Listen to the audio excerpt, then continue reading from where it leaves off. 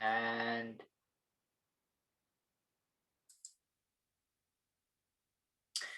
good afternoon, everyone, and welcome to the community of Garvoc and surrounds for this Fire Safety Essentials presentation by myself, Raj Samurai. I will be taking you and facilitating this journey through Fire Safety Essentials. This presentation will last approximately an hour to an hour and a half. It will be an interactive session. I promise you that it will not be death by PowerPoint. And as is traditional in all of our CFA presentations, I would like to begin by our acknowledgement to country. And I would certainly like to acknowledge the traditional custodians of the land on which we are hosting this meeting today, and also pay our respects to their elders, past, present, and emerging, and of course, any other Aboriginal people here today. Without further ado, I just want to get this element of our presentation out of the way first, which is kind of the technology that we're using in this online format. As you can see from the screen that you're seeing at the moment, there are two ways of being able to interact with me, your host, and that is by using the chat function. Okay, the chat function appears at the bottom of your screen, and you can activate chat by actually just bringing your mouse over to the chat icon, and that allows you then to insert comments, feedback, any questions that you might have for me during the duration of this presentation. And then that goes to me directly. I'm actually going to be monitoring the chat at my end. So if there are any questions or concerns, in fact, why don't we just give it a go right now? Why don't you, for those people that have joined me this afternoon for Fire Safety Essentials for the Garvoc community, is pop in the chat and let me know exactly where you're calling or joining us from. And I might just give you a couple of minutes to test the chat function. Don't be shy. It's interesting that this is fairly anonymous. You know, I don't know who's saying what, but it's just a good idea to get an idea of where you're actually joining us from. So please feel free to make comments in our chat function.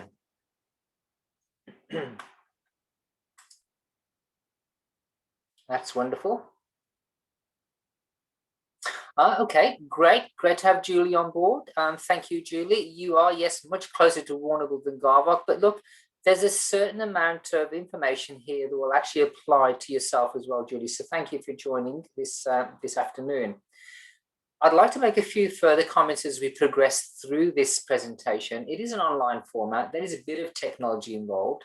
The other element that we do like to use is called polls or polling. Let me assure you, first of all, that this presentation is being recorded, and it's really been recorded for my purposes and the purposes of the CFA alone. You will not be visible in this presentation at all. I will be, and the camera is very much on me as opposed to yourselves. Okay, let's talk about the polling function. The poll is a means of you giving me feedback regarding questions that I might propose at various stages throughout this presentation. These questions can be either a single answer, a single response, or they can be multiple choice.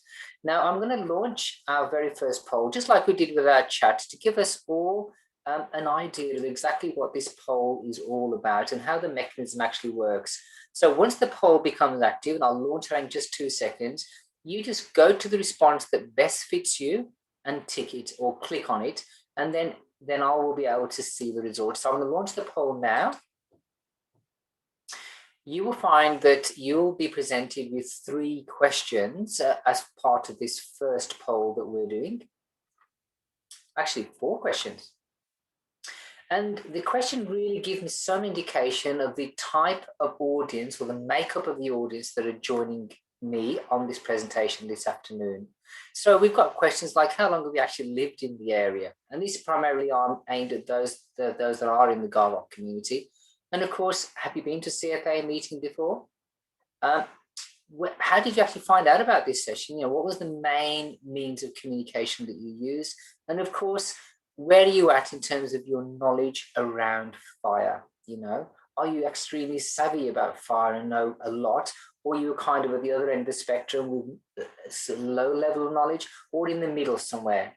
Okay, so I'll give you a couple more seconds to answer those questions, and then I will be ending the polling.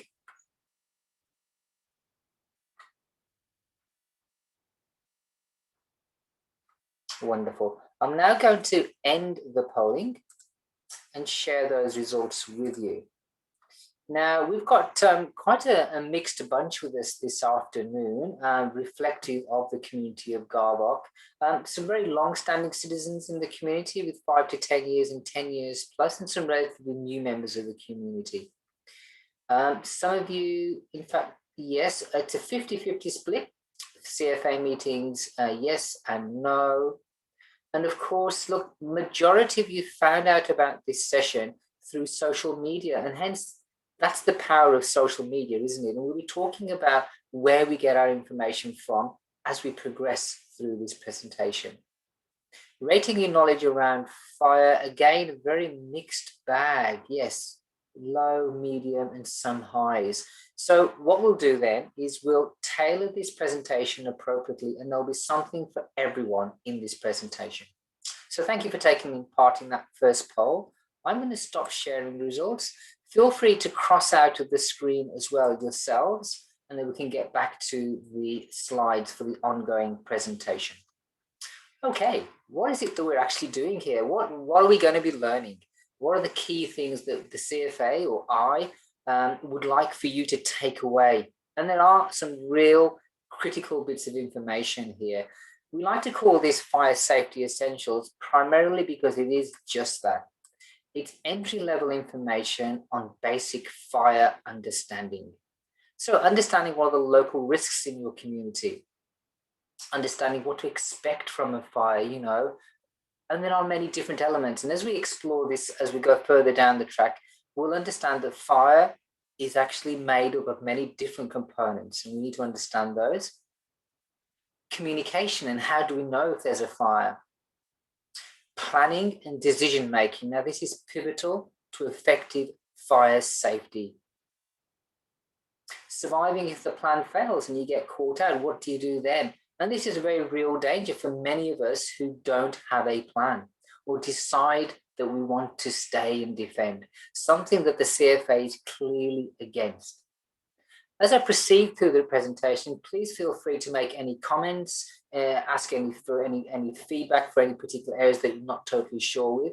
But I will progress with the next section of our presentation, which is, okay, let's understand and have a closer look at some of those local risks. What are the local risks? Well, first of all, Garvoc itself is located in the municipality of Moyne, okay? It was named after Mount Garvoc, and Mount Garvoc itself is named by the New South Wales Surveyor General, who went by the name of Thomas Mitchell. And some of you guys I know for a fact that a lot of you from Garvoc will know this information. When Thomas Mitchell was actually returning from his Australian Felix expedition in 1836. So that's how Garvoc gets its name. The town's population stands at 243, and that was taken at the 2016 census.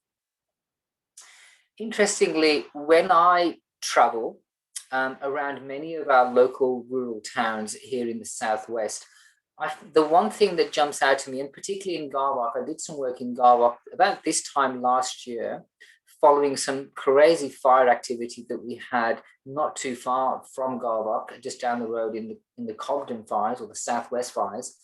The tremendous amount of community cohesion, the collective action towards looking after fellow members in the community, and particularly our vulnerable members. And this is the very strength that organizations like the CFA, the Country Fire Authority, would like to think is the one thing that underpins our collective action towards safety in our communities. So good on you for that, Garvoc. That's really interesting to know that tremendous amount of community spirit that exists. We're now going to jump straight into it. You know, let's not skirt around the edges. Let's get really underneath the skin of fire. When we talk about Victoria in particularly, this slide demonstrates the many different forms of landscape that exist across our beautiful continent. We talk about grassland, and there's lots of that. We talk about bushland. We have elements of mountainous forest area and of course, extensive farmland. This slide is self-explanatory, isn't it? And this should come as no surprise to the majority of us. We are in one of the most bush-prone parts of the world, and there's no doubt about that. Interestingly, fire has been present on the Australian continent for millions of years. And this fire behaviour has been significant in actually shaping the landscape that we have around us today. Many fires were started by lightning and still are to this day. Aboriginal people used fire for many thousands of years to care for country. The fires were a tool that encouraged the growth and extent of grasslands. They used it to enhance hunting, reduce the levels of fuel load, and we'll talk more about that very shortly. And it kept vegetation from becoming too dense and hard to walk through. Interestingly, there's very few resources around some of the bushfire activity, particularly in the early stages of European settlement. And these records only really came into their own in about 1851 or so. Let's go one step further and have a more closer look at our area. Now, this is the southwest. This is the state of Victoria. And what we want to take away from this slide quite clearly is that this particular map and the different colors of the areas denote this, shows the different weather districts that exist across Victoria. And each fire district will have its own level of fire risk. That's the take-home message. Another thing that we need to take into consideration is actually the seasonal outlook. What does the seasonal outlook actually mean? This is quite a colourful diagrammatic of what we're going through at the moment. And what we're going through at the moment in terms of the seasonal outlook is called the La Nina condition. So generally speaking, La Nina means that we are to expect a reduced risk of prolonged fire activity across most of Victoria compared to this time last year. And why is that so, I hear you ask? Why is it that we should have less fire activity? This is quite simply, if we try and explain it by saying that the La Nina effect, it means increased rainfall across much of Australia, but also it means cooler daytime temperatures, generally south of the tropics, and warmer overnight temperatures north of the tropics. Interestingly, the last La Nina effect happened during the winter of 2017-2018, and El Nina, its counterpart, followed in 2018-2019. So there is this bit of a dance that El Nina has with La Nina. If it's not one, it's the other. And they tend to be, I wouldn't say complementing each other, but direct opposites in terms of the weather that they predict in our weather districts. There's an exacting science, and the Bureau of Meteorology use this to define our weather, our seasonal outlooks. So let's take this back to basics, and what does this actually mean for Garvoc? Here we are in Garvoc, and you kindly joined me this afternoon. Garvoc is located in the part of Victoria that has experienced slightly above average rainfall, the La Nina effect, and as a consequence has had above average soil moisture. More soil moisture, more rain means more prolific grass growth. And that's noted as I drove through Garvoc maybe 2 weeks ago. There is an excessive amount of roadside fuel and fuel in and around properties, in and around paddocks that is actually growing quite prolifically. There's enough moisture to make that grass grow really well, and that's been seen. But the interesting point that we need to take away from this is that as a consequence of this excessive growth, as and when the sun does come out, and today is a typical day, the last couple of days have been 30 plus in terms of temperature. We've had high winds also. These complement each other and cause the rapid drying, or we say curing, of that fuel load. In a nutshell, what does that mean? It means that nearby bush, as well as this grassland, will dry out very quickly, and therefore there is the increased potential for fast-moving grass fires. Let's just move on to the next slide and talk about local vegetation. And at this point, I would just like to ask our listeners, let's just pop into the chat function. You know, what would your understanding be of the type of landscape that you have in your area? Is it grassy? Is it mountainous? Is it bushland? Is it plantation? Let's get into the nitty-gritty of Garvoc and the surrounds. What kind of vegetation are we looking at there? What are we contending with every day? Feel free to put your comments into the chat box if you're able. And again, this is totally anonymous. I don't know who's making the comments, and it'd be great to have the feedback. This will help us inform and continue the conversation in other areas. Fantastic. Well, thank you very much for your comments there. And as a lot of you have clearly said, the predominant view around Garvoc is generally areas of a lot of grass, particularly, but with areas of bush and bush along the roadside. Yep. So we could honestly say that Garvoc is at risk from fast-moving grass fires with likely ember attack. We'll talk more about embers very shortly. Ember attack from bush that's actually to the north, northwest, and also to the east. Let's just put a few more layers onto that, because it's crucial that we understand exactly what this means. Areas of Victoria or townships like Garvoc are very susceptible to wind. The wind is a driving force. It's the wind that drives the direction of the fire. You often hear of people say, oh, a wind direction will keep the fire away from my home. And often a wind direction makes a fire go in that particular direction, but you can't always count on that wind direction.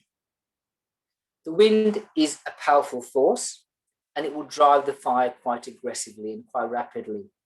Another factor that we need to take into consideration is actually the topography. And by topography, I mean the lay of the land, the undulations, the hills and the rises, the nooks and crannies of the landscape.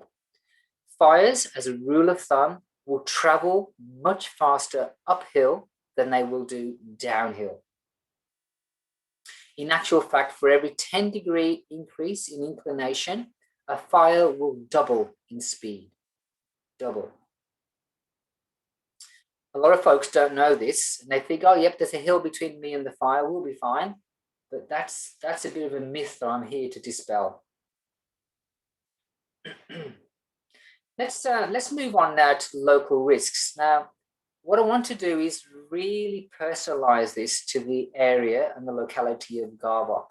I'd like to launch a poll here at this stage, looking what local risks exist in your neighborhood. Now, this poll is all about understanding your local risks, and it asks one question. It has several answers. There's many answers that you can tick, and it's about what would make your area a high-risk area. I'm going to launch the poll now. So what I'd like to do here is, if you can scan through the responses and just click on those that you think respond to you. What is it that could make your area a high-risk area? Could it be the windy roads? And I know there's a lot around Garvoc particularly. Could it be the trees or the limbs that hang over those access roads and those sort of escape routes? Because in the event of an ember attack, many of those will come down, potentially blocking the road or causing damage to vehicles. Is Garvoc a high tourist area in summer? I know that it's used, the highway that goes through Garvoc is used as by many travellers to access the Great Ocean Road or further towards Warrnambool or Portland or into Port Fairy. I know that it's a very busy commuter route for a lot of our trucks and logistics vehicles. We've already spoken about the speed of fires. What about the numerous grass fires that are sparked by embers? I keep coming back to these embers, and I'm going to show you quite a graphic and real description of what embers can do and what they're capable of doing. And of course, that high fuel load. We've spoken that we're in the middle of a La Nina condition. The weather pattern is of high rainfall with high daytime temperatures that will actually cause rapid curing of that fuel. All these. Let me end the polling there. And thank you again for your responses. Let me share those results with you. Yeah, absolutely. It's evident, isn't it? Yeah. Look, I can see the results here. It's quite clear from your feedback that every single component that's given on that multiple choice response is a factor to consider as a high risk factor. I'll stop sharing those results now, and feel free to cross out with your poll as well. So, local risks. Let's just move on to the next slide. The Garvoc Brigade, I know the brigade quite personally, having done a bit of work with them last year. They are a wholly committed brigade, working very hard 24/7. But when we consider the resources that they have, which is essentially one tanker and one quick fill, and if we work out the maths, and this is purely done on a rhetorical basis, if we do the maths, there's an actual just under 100 properties or dwellings, looking after a population of 243 at the last 2016 census, as I said. How realistic is it to expect a CFA tanker and crew to be at your property, looking after your fire and your fire situation on a bad fire day?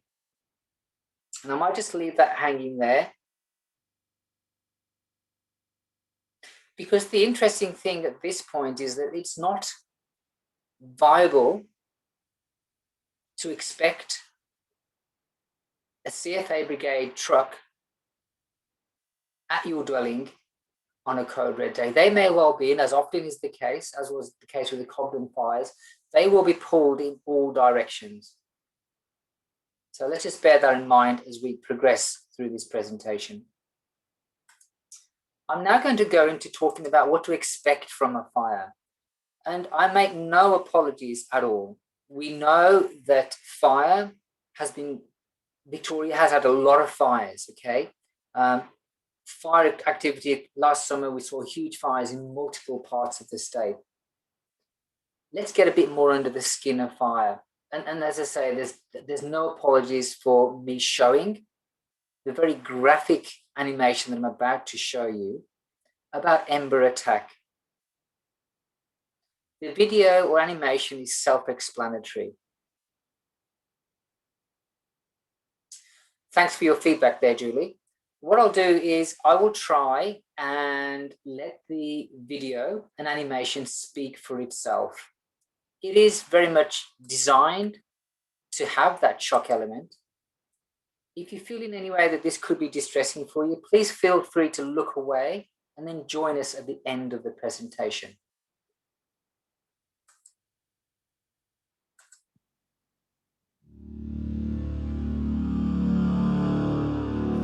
During a bushfire, embers will reach your home long before the flames do.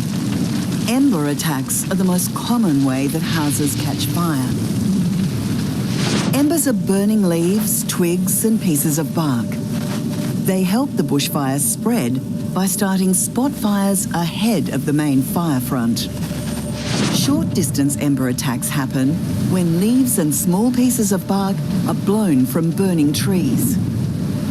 The intense shower of sparks that forms fills the air with hot, burning embers, which will land on nearby vegetation and properties.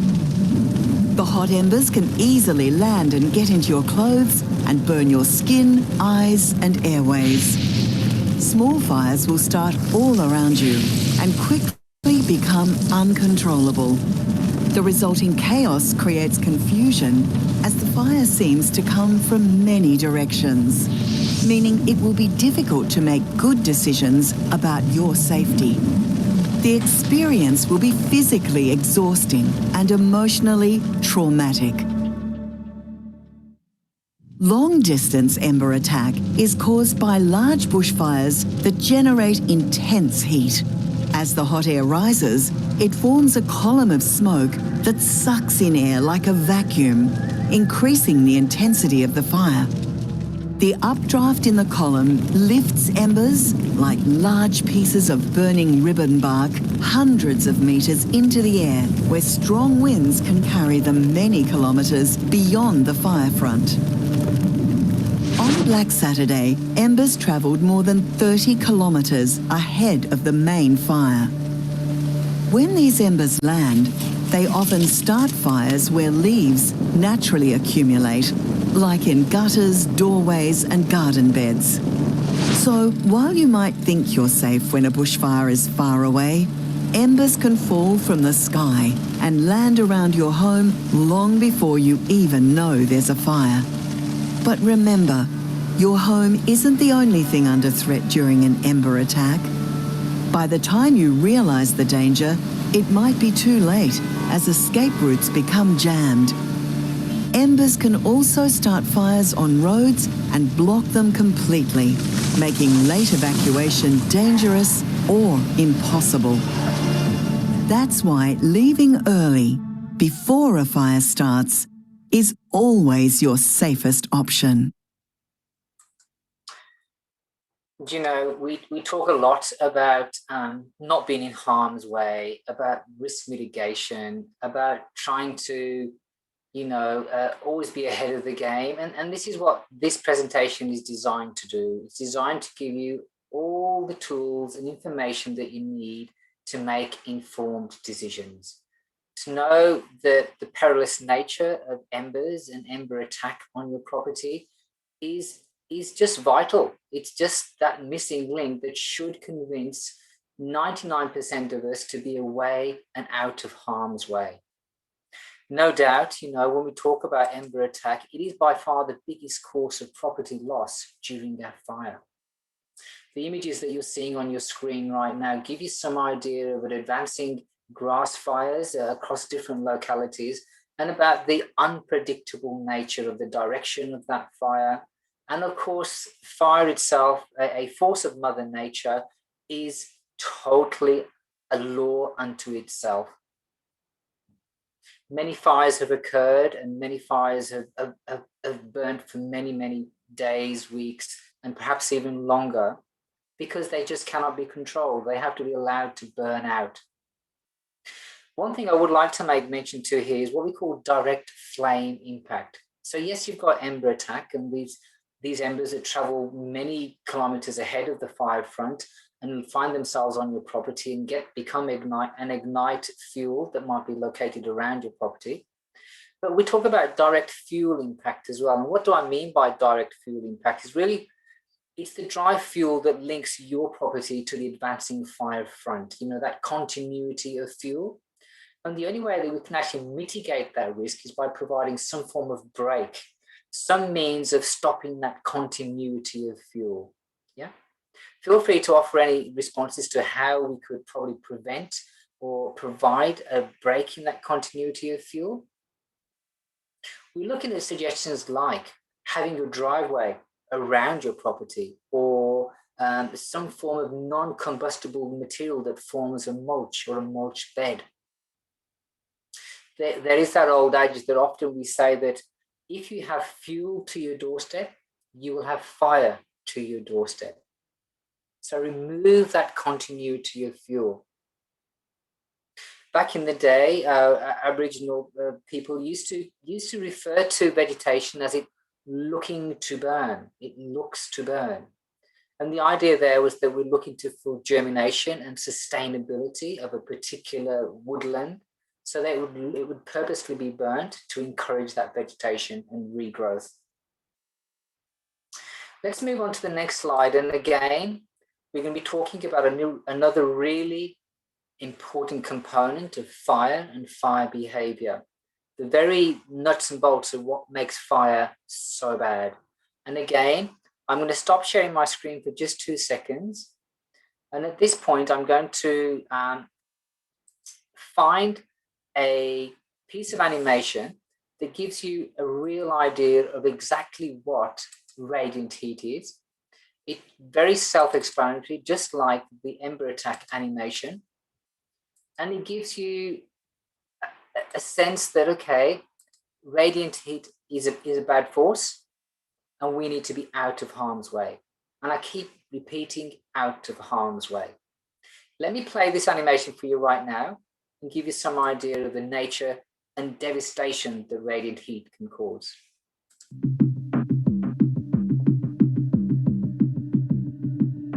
Victoria is one of the most bushfire-prone parts of the world. Every summer, bushfires threaten properties and lives. But did you know it's not the flames that kill most bushfire victims? No, it's the radiant heat. Most victims die from the effects of radiant heat long before they're reached by the flames. Radiant heat is what you feel when you sit next to a campfire.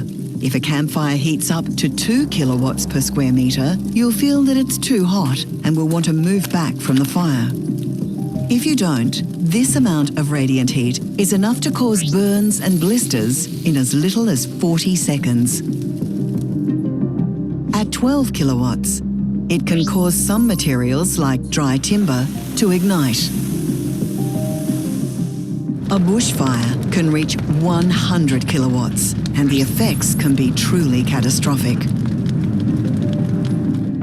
For humans, radiant heat can cause burns from 100 meters away and cause a dangerous increase in body temperature. Radiant heat can cause the rapid onset of heat stroke.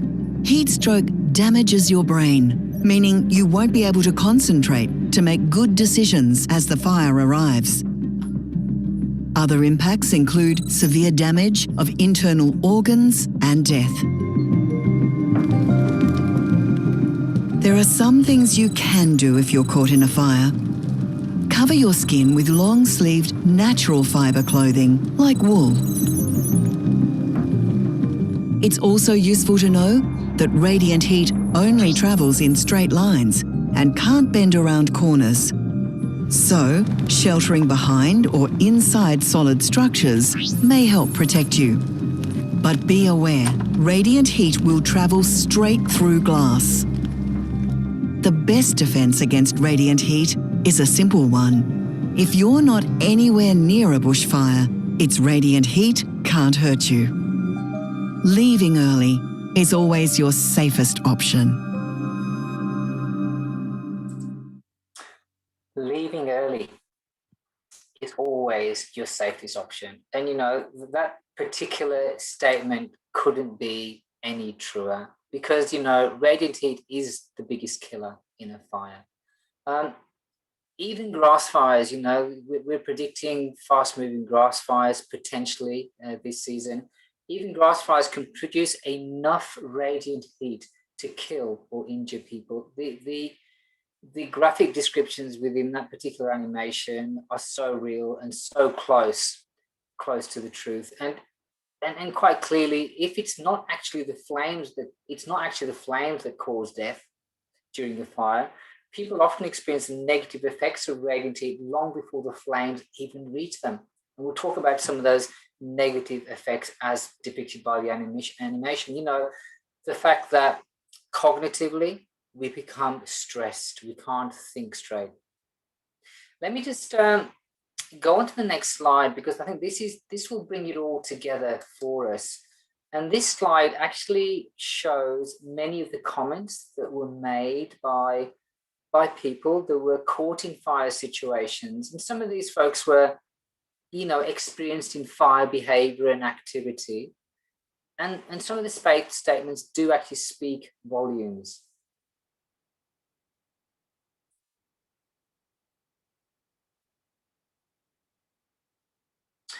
To reinforce some of this emotional feedback that people gave us, and this is something that the CFA do following sort of bad fire events, is conduct conversations and interviews in an empathetic and obviously delicate way with bushfire survivors.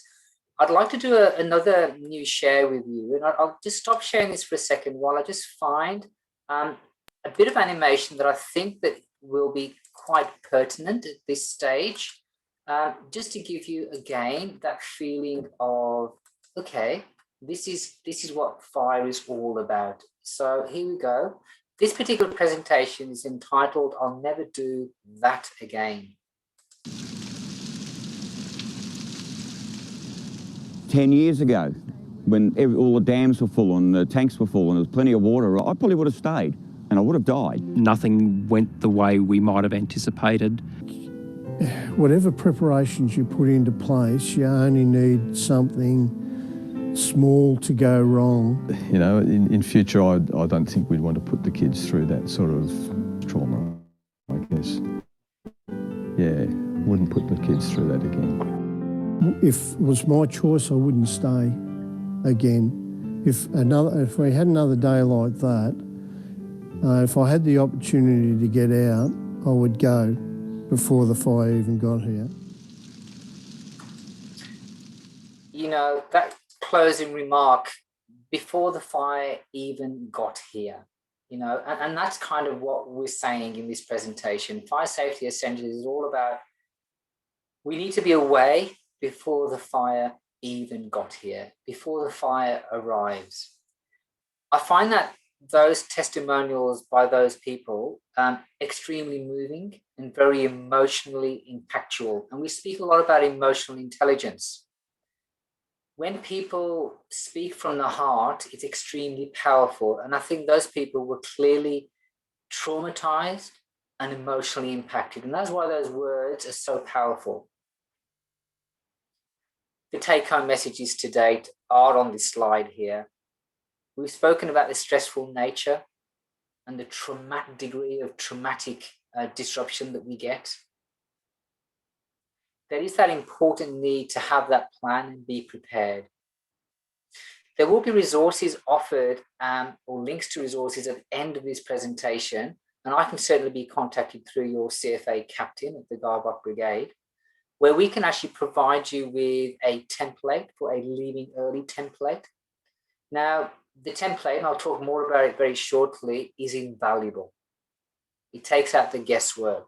It makes you think more about some of the critical things that need to be in place if you're going to leave early, when you're going to leave early, and when that trigger is going to be there for you.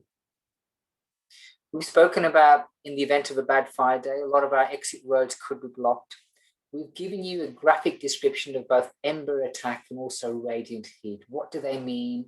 How dangerous are they? And how can we potentially protect ourselves from both ember and radiant heat? When we talk about ember attack, the Property Advice Visiting Service, or PAVS, is a service offered by the CFA, a community door knocking service that allows community members to discuss how to maintain their property as best as possible for it to be fire ready. And again, the links will be available for that at the end of the presentation. The bottom line, folks, is that your ability to make good decisions will be impacted by many factors. I'm going to raise another poll at this stage so that you can give me some response about your feelings about, hey, what is it about yourself that you think will be impacted by a fire? I'm going to launch that poll now. And again, just as we've done with the previous polls, this is actually a multiple choice response. Feel free to scan your mouse over the appropriate one and click the one that applies to you. It may be 1, 2, it might be all of them. So whatever you think is going to impact on your ability to make good decisions. We've spoken a bit about stress, haven't we? And how we as human beings handle stress. I'll just give you another 15, 20 seconds.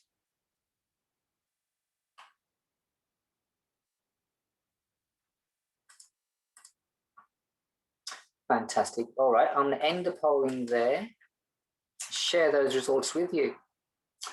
Wow, it's overwhelming, isn't it? You know, you've all gone for stress as the dominant feature that affects your ability to make informed decisions, and rightly so. The majority of us cannot handle stress. And, you know, what makes it even worse is that if we're in an alien environment, something that we're not used to or not prepared for, the stress burden is even higher. We're not used to the fact that the situation is changing rapidly around us. We can't handle it when things are not going to plan. That's if there was a plan in the first place. So the idea of having a plan and then alternatives to the plan, plan B, plan C, plan D. Time. Time is an important consideration because time flies when you're in a critical situation. You often find that you don't have time to do all the things that you would like to have done and had got ready. That may have been the preparation of the emergency bag. That might have been raking that pile of leaves in the garden, or cutting those limbs off those trees, or making sure that the driveway was wide enough for you to exit if you had to go in a hurry, or allow access for a fire truck, perhaps. There are 101 things that could have been done, should have been done, but were not done. And ultimately, communication breakdown. Communication, where are the children? Who's going to look after Auntie Flo 2 doors down? Who's going to mind the cats and the dogs? Where's the dog food, cat food? Where are my medications? Where's everything that I need? Because I don't want to be in this situation. I'm going to stop sharing those results now. And again, feel free to cross out of that as well. I'm going to move on now in a very logical sequence. How do we know if there is a fire? So we've learned a fair bit of dynamics already, which is, look, we've learned about the fire danger rating. We've learned about radiant heat and ember attack. We've got a better understanding about fire behaviour and the speeds of fire and the local risks in our area as well. But the nitty-gritty of it, here you are, you're in the community of Garvoc, you're out on your farm, you're in the local store, you're doing your thing. Well, how do you know when a fire activity is happening? Now, just drop something in the chat to me. I mean, where would you go? Well, what you go to? Do you ask Mavis over the fence in the garden? Do you put the TV on? Do you read the newspaper? What is it? What do you do? Where's your go-to to know if there is a fire? And again, feel free to offer some information in the chat function.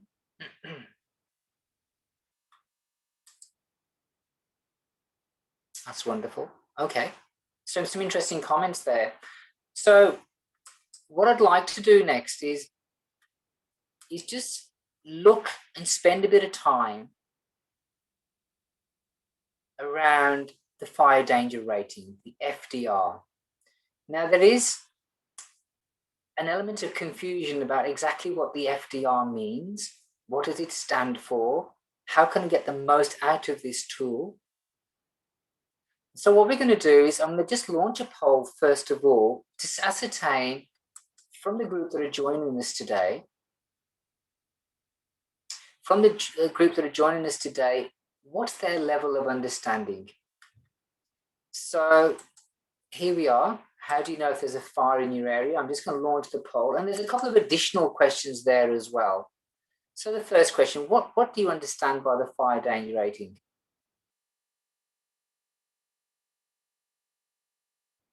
And while you're doing that, I might just respond to Julie's question around what about green short grass? Is that a help?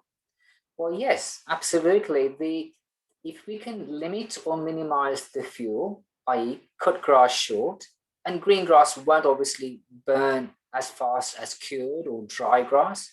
So they're great ways of maintaining a better, I suppose, freer fire environment around you.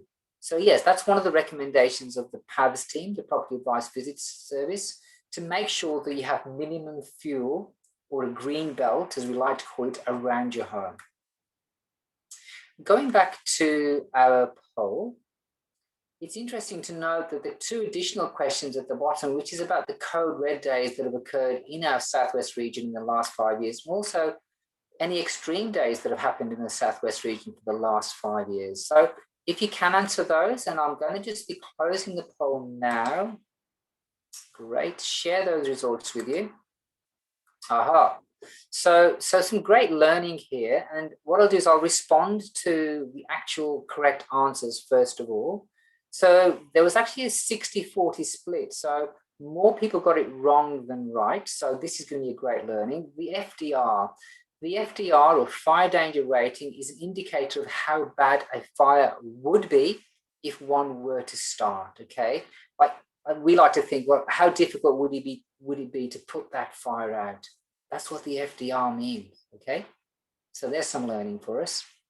In terms of, well, not many people actually knew this, but how many people said that, how many code red days we had in the last 5 years in the Southwest? In the Southwest, we've had nil. We've had no code red days in the last 5 years. Interesting, hey? Conversely, does anyone know how many severe or extreme days have happened in the Southwest in the last 5 years? Julie, do you want to type in the answer for that one if you're still there? Because I don't think you responded to this one. Okay. Nope. Okay, the answer here is 6. We have had 6 extreme or severe days in, yeah, it must be 6. Thank you, Julie. It must be 6 in the last 5 years. So there you go. That's some interesting facts. I'm glad that we were able to establish that the fire danger rating is an indicator of how bad a fire would be if it were to start. Thank you, everybody. I'm going to stop sharing those results. And again, if you can just cross out of your polling as well, that'll be fantastic. Let me just spend a bit more time on the fire danger rating. This is pivotal to basic fire understanding. We often see this FDR located, we see it on the television, we see it on social media. We do also see it on the roadside, generally, but not always near a fire station or a fire shed. It's designed to give us information about how bad a fire would be if it were to start. But we can also use it as a guide. We can use it as a guide to say, well, if it's marked as very high on a particular day, that's going to be my trigger to leave. As per my fire plan, my family and I have sat down and the forecast is for a very high day. And that's what the local sign is saying at the local fire shed, which is updated regularly. We're going to leave, okay? So what I'd like to say on that basis is that please use the FDR as your trigger, as your guide to leaving. Don't wait for an extreme or a severe or certainly not a code red day. And we'll go more into the detail of that shortly. And it doesn't necessarily have to be a severe or extreme day for it to be a bad fire day. If the conditions are correct, we can have crazy weather at a very high or the high stage of that FDR. Let me explain what I mean a bit more about that here. We're just going to go into a bit more detail about the meanings of severe, extreme, and code red. Severe, which is less than extreme and less than code red, as we remember from that scope. On a severe day, we can expect hot, dry, and possibly windy conditions. On a severe day, if a fire starts and if it were to take hold, it may be uncontrollable, maybe. Conversely, extreme, as we move further to the right of the FDR. Expect extremely hot, dry, and windy conditions. And in this case, if a fire started and took hold, it would definitely be uncontrollable. You may get spotting ahead of the fast-moving fire. Very unpredictable. And you might also find that this spotting may come from all directions. Do you remember how we spoke about embers and ember attack? Spotting happens as a result of embers that travel, as we remember, up to 30 k's ahead of the fire front and can spot in many different points ahead of the fire front. Moving on to code red, and you know, this is the extreme, the very right-hand side of the FDR. These are the worst possible conditions for a bush or grass fire. Our Australian homes are not designed to withstand code red conditions. The safest place is to be away, and it's all about the common thread that runs through all this presentation, and something that the CFA strongly endorse and advocate time and time again, is you never want to be in a code red, extreme, or severe situation. Leave and leave early. Adopt and make a fire plan that all family members adhere to, understand, and can implement on the event of a bad fire day.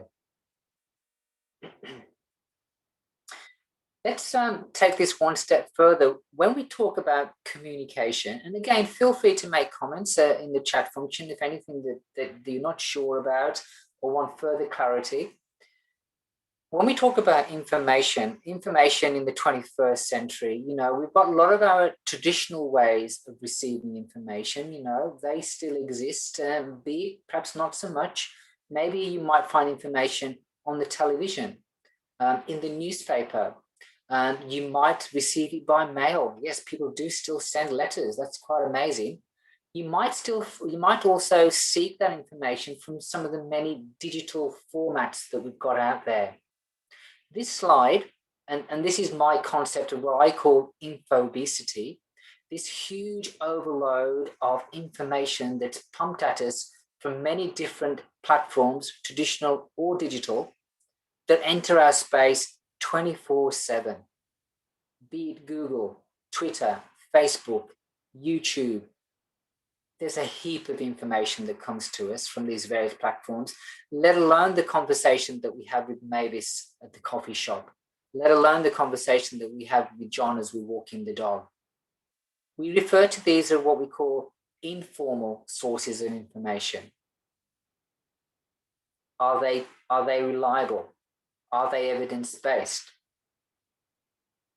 I'll explain to you what I mean by this when I show you the next slide, which is an example of a number of services that are available, provided by emergency services, that provide real-time, evidence-based, critical information about emergency management. Particularly of importance is the Vic Emergency app. As a PAVS presenter, Property Advice Visit Service, and also as a community liaison bushfire engagement person, I would strongly endorse the use and the adoption of the Vic Emergency app, primarily because it is a fantastic tool that can be downloaded to your smartphone that allows you to monitor fire activity in your locality and beyond. It has the feature of being able to monitor activity wherever you set the radius to on your phone. If you're traveling from A to B on a fire danger day, you can actually monitor and design a route that will potentially avoid areas of high risk. We would strongly endorse the use of the Vic Emergency app together with other emergency apps that are available there and contact telephone numbers. I might make particular reference to local news at this stage, and this fits in with having a battery-operated radio in your emergency bag. Why a battery-operated radio, I hear you ask. In the event of a fire, communications will go down. And the only way to keep in touch with the outside world from your dark, noisy, potentially low visibility, dark world would be a battery-operated radio linking you to the local ABC News, who are more than competent to give local news about weather conditions in that outside world, roads that are open, what are the emergency services doing, what is happening. And that could be your lifeline and very much will be your lifeline. What I'm going to do now is spend a bit of time talking about, in more detail, the actual triage process that's involved with the Vic Emergency app that also comes through the CFA internet site as well. This is a sequence of 3, 4, maybe 5 warnings in a distinct order. Top of the list and clearly color-coded is the advice warning, and purely by its nature, it is an advice warning. There could be something happening in your area, just be aware. This can also be used as a notification that activity in the area has subsided and is no longer a threat to you. And that's your advice warning. Next, we move to the watch and act. And purely by its name, watch, be vigilant, use those senses and act. Be prepared to act. Take action. Implement your fire plan. Do what you must to be out of harm's way. there is an emergency developing near you. You need to take action because you may well be impacted. Emergency warning, red. Red means emergency. You are in imminent danger, and there is a need to take action immediately. You will most definitely be impacted. What I'd like to say here is, yes, this is a triage, and there is a process here that follows sequentially. We would like to say, do not wait for a warning. And as one of my examples will show very shortly, you don't always get the warnings in sequence. And in fact, a particular warning may be missed in the event of a rapidly changing situation, perhaps. And I'll explain that to you shortly. We also have the evacuation warning. Now, with the evacuation warning, an evacuation is recommended. That's when this one will come up. All procedures are in place to evacuate. So that will be something that will come through to your Vic Emergency app or through your computer. Generally speaking, community information messages are provided after the fire event by way of a newsletter or a community newsletter. And it will update the community that has been affected by that emergency. It can also be used as a notification that an incident has occurred, but there is no longer a threat to the community. Let's bring this all together. Let's contextualize this. And the way that I'm going to do this is by setting up this scenario. We've got a timeline of 30 minutes that runs from left to right.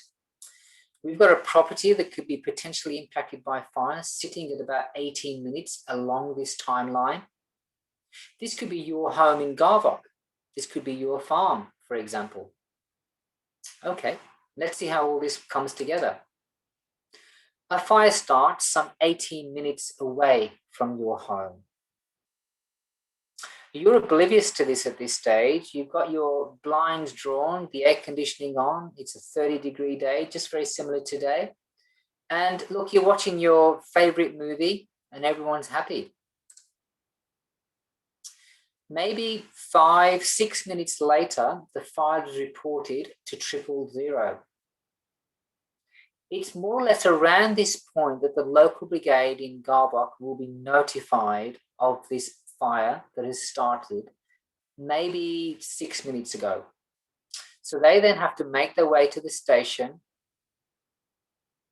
prepare themselves and get the tanker out. Meanwhile, 10 minutes have passed and the fire is progressing and is closer to your home. In fact, it's probably about 7 to 8 minutes away at this stage. Look when the advice message is released. The advice message is released when the fire is about 2, maybe 3 minutes from your home. Some 20 minutes later, the fire has impacted your home and is now progressing along that timeline to another location further down. It's at the 20-minute stage that an updated emergency warning is issued. It's too late for you in your home. And can you see how the advice message jumped straight to an emergency warning? There was no watch and act. By now, the La Nina effect and the huge amount of fuel that we have and the strong wind has intensified the fire, both in speed and intensity, and it's grown much larger. And in 30 minutes' time, it's further down the track, ready to impact other properties. But there's a good chance, possibly a good chance, that these properties further down the track will have more warning, more notification. There's a possibility that they might be ahead of the warnings, even though this home in the middle was not. So the message is, don't wait for those warnings. The segue that I would like to use now into our next slide, which is really for that family that were in that home and they were oblivious to what was happening around them. When it is potentially a bad fire day or a predicted bad fire day, when the temperatures are going to increase or the wind speed is going to pick up and when it is going to be hot, or whether you've checked your Vic Emergency app, or you've seen the local FDR, fire danger rating, and they've posted it as an extreme or a severe day, use your senses. And I often find that country folk, and particularly in our rural communities, have a very intrinsic quality of knowing the land and reading the weather. They know when the sky is a different color. They know when something's brewing, when something's not quite right. And that old adage of, well, you know, if things aren't right, there's a good chance they're not right. Use your sense of vision and look to the horizon, look for smoke, look for plumes, look for a change in the color of the sky, look for ash descending around you, look for embers that might be descending around you. They are the forebearers of fire. And we need to be vigilant and aware that we need to be out of harm's way. Listen if you live in woodland, listen to limbs falling, listen to trees and wood crackling. These are some of the indicators. And of course, smell. Smell of fire is absolutely critical as another way of knowing if fire activity is imminent. What I'd like to do now is move to the next slide, because when we talk about fire and fire activity, it's all about planning and decision making. I'd like to share a scenario with you that will bring together all the elements that we've spoken about so far. We've spoken about the risks to your local area in Garvoc. We've spoken also about what it's actually like to experience a fire, the radiant heat and embers. We've discussed ways to stay informed and the communication channels, the informal versus the formal ways of keeping connected with what's going on in the world. Now I'm going to run through a hypothetical situation with you that really plays out, that could potentially play out in the real world. It's as close as we could get creating a feeling and understanding of putting all these components together to get a real sense of what it means to be prepared.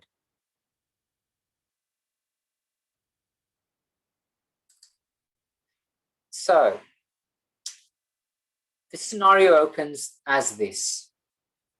It's 8 a.m., so it's early morning. It's a Wednesday. You look outside and you see that it's relatively hot and windy. Remember, hot and windy is typical of an extreme day. Remember the FDR? Remember what extreme means? In fact, to reinforce your knowledge, the local radio has actually said there's going to be a day of extreme fire danger rating today. Look, you've got heaps to do. You've got to get to Warrnambool, you've got to pay some bills, and you've also got to pick up young Scott from the dentist because Dad's had to go and manage the farm. So here you are, you're caught between a rock and a hard place. You know it's an extreme day, but you think, hey, I've got to do my jobs, and I'll just zip into town and do what I do. So off you go. You jump in your car and you shoot off into Warrnambool. You're heading down the highway and you know it's actually really hot out there. You notice small branches falling around you. You can even feel the radiant heat as it comes through the glass on your car. They're all telltale signs, aren't they? Look, it's about lunchtime, and then you've got all your jobs done. You've got young Scotty, and everything's going okay. Your husband's popped off to do another job, and that's okay. You're making your way back home. It's about lunchtime. You overhear people talking about a fire that started very near to Garvoc. Okay, so you do the wise thing. You jump onto your Vic Emergency app, which is the way to go, and that's 100% correct, to find out more details about this fire that started. And you see that it started a short distance from your home. So, okay, it's a short distance from my home. I know what I'm going to do. I'm going to jump into my car and start heading home. Because I think, look, it is a short distance and everything will be right. I'll get home and do what I have to do just to make sure everything's okay. So there you are. You jump in your car. You decide to leave Scotty in town, actually, and there's a friend that you've left him with. You know, that's a great decision you've made. And you let Scotty know that you'll be back very shortly. You jump in your car and you start heading home. just to make sure everything was okay. And as you get closer to your home, you notice that police have blocked the road, and they're advising you that you can't actually go into the area because, look, there's fire activity, the tree has fallen down, and it's actually blocked the road. It's not safe for you to go into the area. Under the circumstances, you will have to find somewhere else to seek refuge for the night. It's getting a bit late now. You haven't got time to go back to Warrnambool. The road will be reopened, but not just yet. I'd like to launch another poll at this stage just to ascertain, well, what would you do in this situation? And the poll is really looking at planning and decision making and your ability or your level of preparation on a day like today, on a day of extreme weather, extreme fire danger rating. Now, the poll, which I'm just about to launch, asks a couple of questions around, well, where would you be on an average Wednesday in summer? You clearly were at home. Well, in the case of this scenario, this lady was at home and off she went into town. But where would you be on an average Wednesday in summer? If you cast your mind back to last summer, where would you have had some level of preparation in terms of having to stay at someone's home in a situation like this? And lastly, again, thinking about last summer, did you have an emergency kit packed with some clothes or those important documents? And we'll talk about that towards the end of the session as well. What was your level of preparation?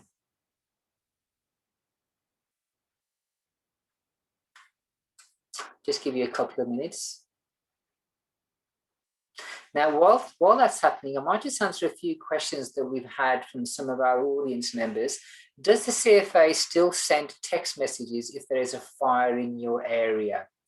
Yes, it does, Julie. It does. It will send. There's a, I would probably say, a very digitalized, effective process that the CFA use to make sure that every single mobile phone in a locality is messaged with fire information, particularly if it's in your area. Fantastic. I'm going to end the polling here. Share the results. Great. Okay.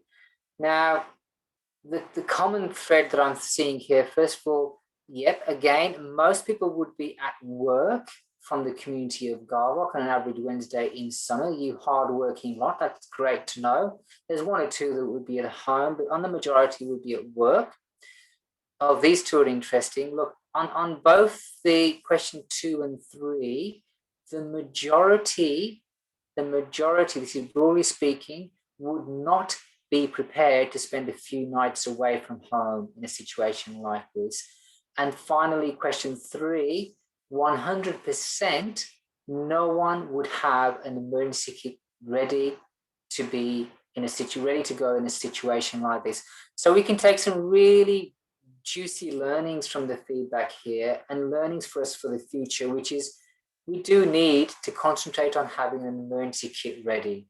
In a situation like this, it would be a lifesaver. And as we go into the second half of this hypothetical situation, this will become more apparent.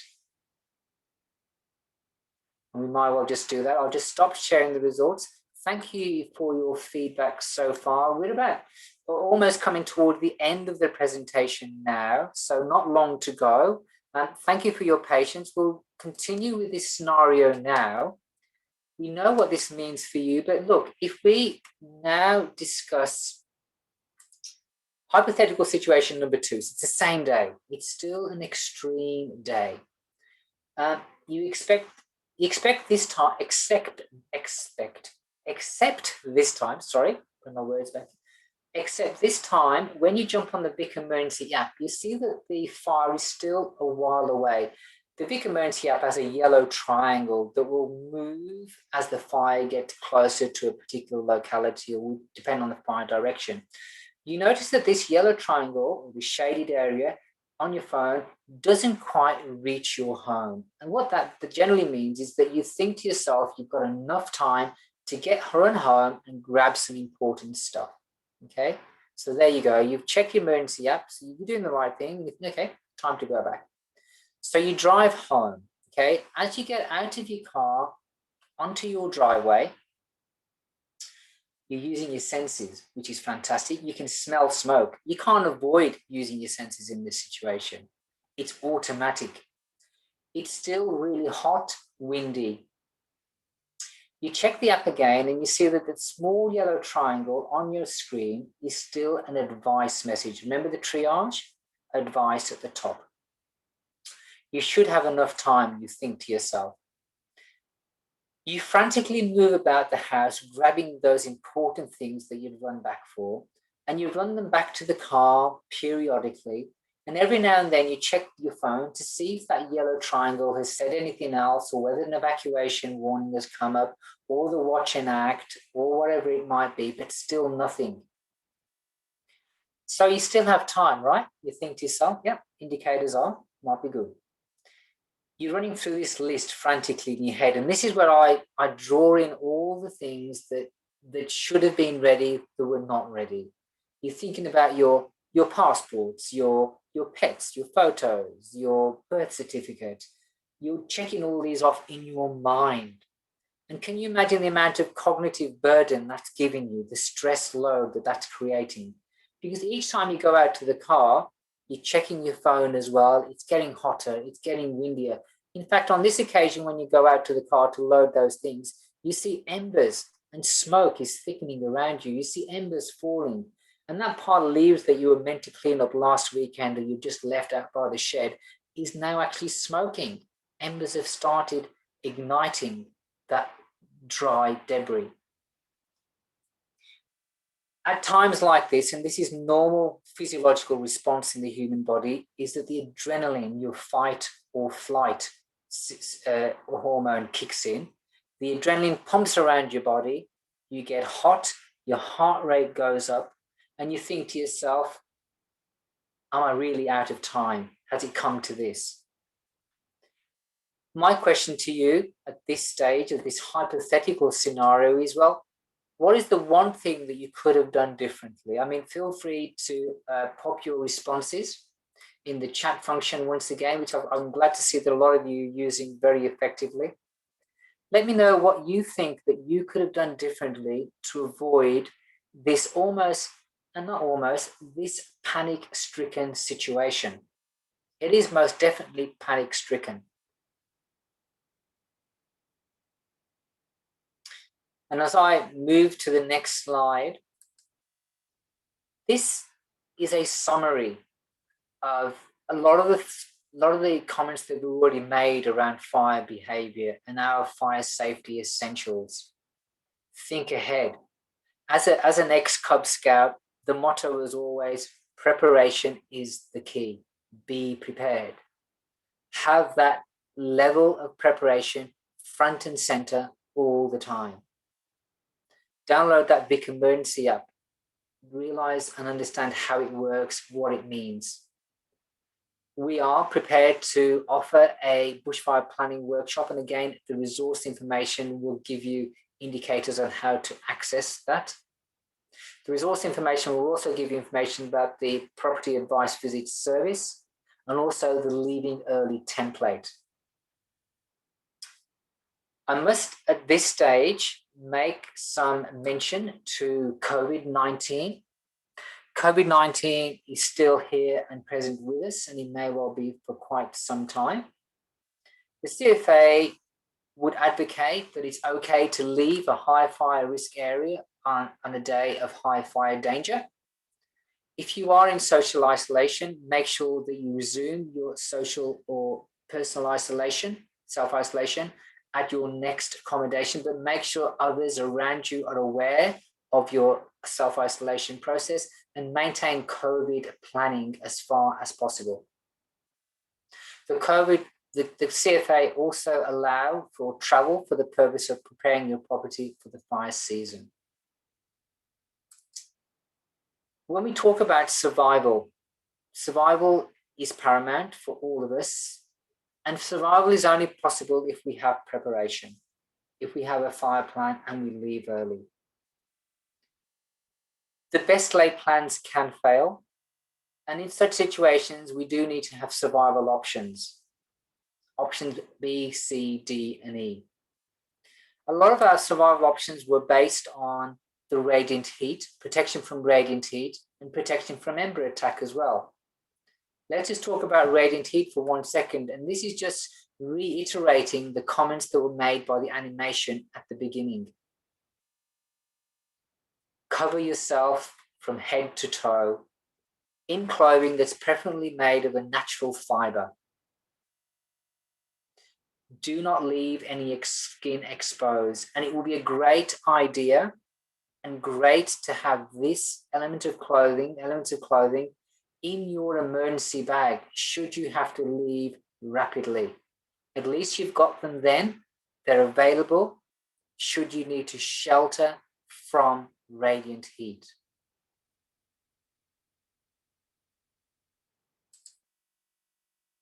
Radiant heat also can be extremely invasive, and the only way to protect yourself is to shelter behind or inside solid objects. Remember, radiant heat can only travel in straight lines and will not bend around corners. Be mindful that it will travel through glass, so try not to stand close to glass just in case it breaks or explodes. We put this slide in to let you know that in the event of emergency survival, when you are caught in a fire, you are allowed and you should be seeking refuge in water courses.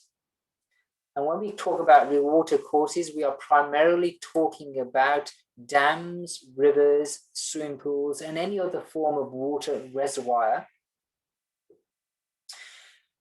The CFA do not advocate for seeking refuge in a stationary car or a stationary vehicle of any kind. Our cars are designed primarily to take you from A to B. They are not designed to protect you from fire. However, we do understand that at times, an emergency, this may well be the only form of sheltering available to you. Under these circumstances, seek refuge in a vehicle. If you are able to position the vehicle on burnt ground, preferably away from a highway, away from a road or an access pathway, preferably with your lights on. Make sure that you have a blanket and make sure that you position the vehicle with the engine head or the engine mount facing the advancing fire front. This will give you a level of protection from the radiant heat, potentially. Have a bottle of water or as much water as you can at hand. Do not wet your blanket.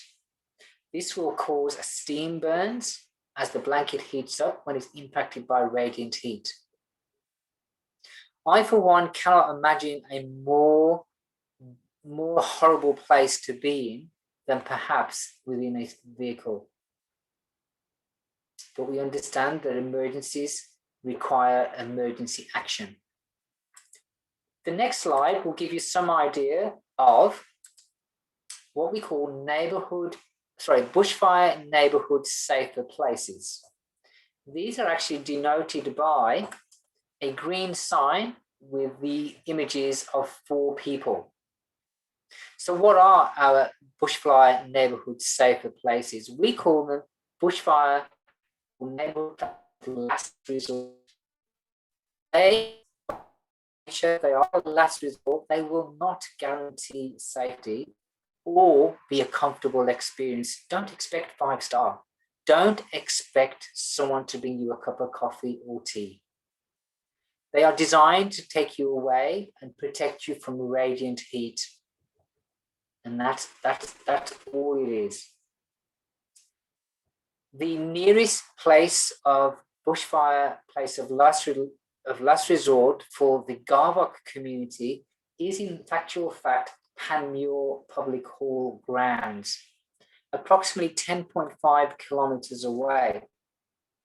But of course, it's great to know that Panmure is your nearest bushfire place of last resort. Ultimately, we do not want you to be in the situation of having to access a bushfire place of last resort. We would rather you implement your fire plan and be away from that advancing fire early. You can always come back if the fire passes or the fire goes in a different direction. I show these images of fire primarily to give you some indicator of this wrath of nature, this wrath of Mother Nature that actually is a force to be reckoned with. It's unpredictable, it's aggressive, and most of all, it can be uncontrollable in the event of an extreme or a code red day. It's imperative that you try and connect with your local brigade and community to stay safe and have collective thinking. The community of Garvoc has been impacted by fire previously, and I'm sure a lot of those memories still remain. But together with community support and community awareness and the support of the community education and community safety team here at the CFA, we can implement and advise to give you the best options for survival during these difficult fire times. Your local CFA captain, Paul Thornton, who's available on the numbers shown on the screen, will be more than happy to discuss any elements that have been raised during this presentation. And of course, I will be available should any questions be raised of the presentation. I'm happy to take any comments, and again, feel free to offer those through the chat function, which I have been monitoring during the course of this presentation. Before I conclude, I have one final poll for those of you that are on board today, and I thank you for your patience. Let me just tell you what this poll is first of all. This poll is our final poll, and it looks to getting some information about, well, did this presentation to the Garvoc community give you a better understanding of your local bushfire local risk? And secondly, would you recommend this to other people, other folks, other neighbours that live in fire-prone areas? I'm just going to launch that polling now and just check out the comments that we've got, and I'll give you a couple of seconds to enter the poll. Yeah, some great comments from some of our listeners. It would be great to have all the things that you wanted in a bag at the door. Absolutely brilliant, because then that takes out all the thinking time, all that cognitive brain power. When you're under duress, the last thing you want is something else to think about. You could have taken everything with you. Yep, that's another great thing. In that scenario that we spoke about earlier, instead of worrying about coming back and I should have grabbed this, grabbed that, if you knew that it was going to be an extreme day and the writing was on the wall with some of the indicators, the radiant heat, the temperature, the wind, and most importantly, those small twigs and branches that were falling around you, you could have taken your emergency bag with you. You could have tended to some of the vulnerable members in the community and made sure they were all right. Whew, that would have helped you, because then you wouldn't have had to return when the fire had started. Oh, well, thanks for the other comments also. So I'll end this polling here and share those results with you. Marvelous. Oh, look, thank you for your very kind and polite recommendations of this service to other people in the community. And I'm so glad to also see that this is actually providing you with a good understanding of fire, particularly bushfire behaviour in our area. Now, one thing I would like to do as we just finish this, this presentation is, I know that a lot of this content may in some way have been emotionally quite difficult to experience and watch, particularly following the Southwest fires in nearby Cobden not too long ago. And that may have raised and opened some sort of old wounds, and we apologise for that, but we can recommend 2 contact services that will be more than happy to offer support and guidance at this difficult time.